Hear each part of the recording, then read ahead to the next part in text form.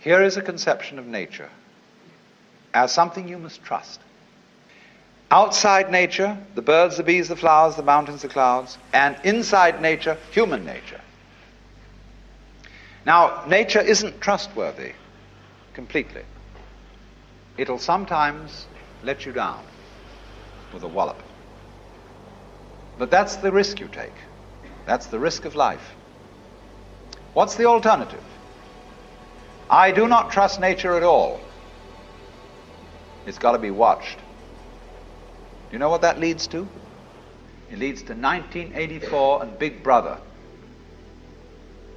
It leads to the totalitarian state where everybody is his brother's policeman, and where everybody is watching everybody else to report them to the authorities, where you can't trust your own motivation, where you have to have a psychoanalyst in charge of you all the time to be sure that you don't think dangerous thoughts or peculiar thoughts. And you report all peculiar thoughts to your analyst. And your analyst keeps a record of them and reports them to the government. And everybody is busy keeping records of everything. It's much more important to record what happens than what happens. This is already eating us up. It's much more important that you have your books right than that you conduct your business in a good way. In universities, it's much more important that the registrar's records be in order than that the library be well stocked. After all, do you know your grades are all locked up in safes, and they're protected from thievery and pilfering, and they're the most valuable property that the university has. The library can go hang. Then furthermore, the main function of a university is, what any sensible person would imagine, to teach students and to do research. So the faculty should be the most important thing in the university. On the contrary, the administration is the most important thing. The people who keep the records, who make the game rules up.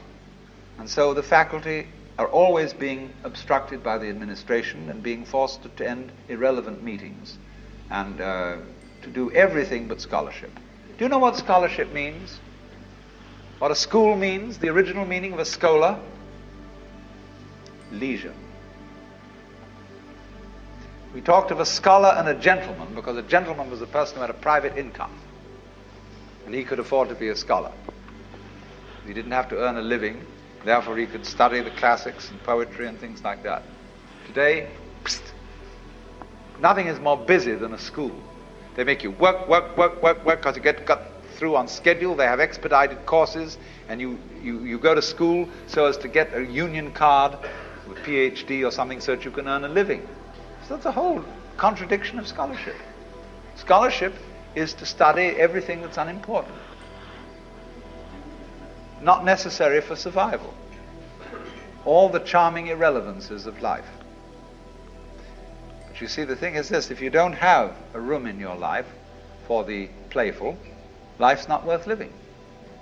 All work and no play makes Jack a dull boy. But if the only reason for which Jack plays is that he can work better afterwards, he's not really playing.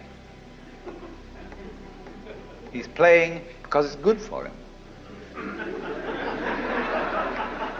He's not playing at all. You have to be able to be a true scholar. You have to cultivate an attitude to life where you're not trying to get anything out of it. You pick up a pebble on the beach, look at it. Beautiful. Don't try and get a sermon out of it. Sermons in stones and God in everything be damned. Just enjoy it. Don't feel that you've got to salve your conscience by saying that this is for the advancement of your aesthetic understanding. Enjoy the pebble. If you do that, you become healthy. You become able to be a loving, helpful human being. But if you can't do that, if you can only do things because they are somehow you're going to get something out of it, you're a vulture. So, we have to learn. We don't have to, you don't have to do anything. You don't have to go on living. But it's a great idea, it's a great thing, if you can learn what the Chinese call purposelessness. They think nature is purposeless. When we say something's purposeless, that's put down. There's no future in it. It's a washout. But when they hear the word purposeless, they think that's just great. It's like the waves washing against the shore, going on and on and on forever with no meaning. A great Zen master said as his death poem, just before he died, "From the bathtub to the bathtub, I have uttered stuff and nonsense." The bathtub in which the baby is washed at birth, the bathtub in which the corpse is washed before burial, all this time I have said many nonsenses. Like the birds in the trees go, twee, twee, twee, twee, twee. What's it all about? Everybody tries to say, oh, it's a mating call. It's purposeful. Trying to get their mate, attract them with a song. That's why they have colors. Butterflies have eyes on them. Self-protection. Engineering view of the universe. Why do that? They say, well, it's because they need to survive. Oh, why survive? What's that for? Well, to survive. See, human beings are really a lot of tubes. And all living creatures are just tubes. And these tubes have to put things in at one end and let it out at the other. Then they get clever about it and they develop nerve ganglia on one end of the tube, the eating end, called a head. And it's got eyes in it, it's got ears in it, it's got little organs, antenna and things like this. And that helps you to find things to put in one end so that you can let them out the other. Well, while you're doing this, you see the stuff going through wears the tube out. And so that the show can go on, the tubes have complicated ways of making other tubes who will go on doing the same thing. In at one end, out the other. And they say, well, that's terribly serious. That's awfully important. We've got to keep on doing this.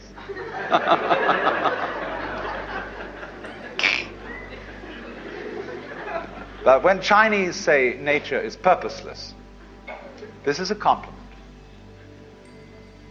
It's like the idea of the Japanese have a word, yugen.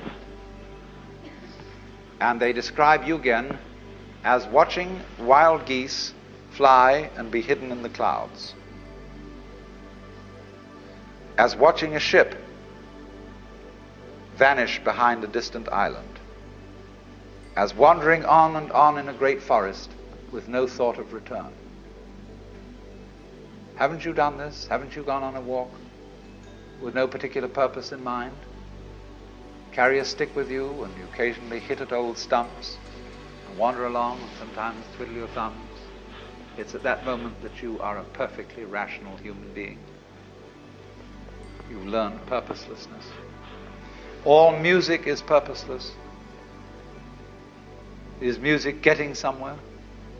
If it were, if the aim of music of a symphony were to get to the final bar, the best conductor would be the one who got there fastest. See, dancing, when you dance, do you aim to arrive at a particular place on the floor? Is that the idea of dancing? No. The aim of dancing is to dance, is the present. Well, it's exactly the same with our life. We think life has a purpose. I remember the preachers used to say, when I was a small boy, I'd always hear it.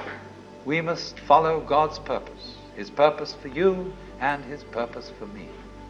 When I asked these cats what the purpose was, they never knew. They didn't know what it was. They had a hymn. God is working his purpose out as year succeeds to year. God is working his purpose out and the time is drawing near.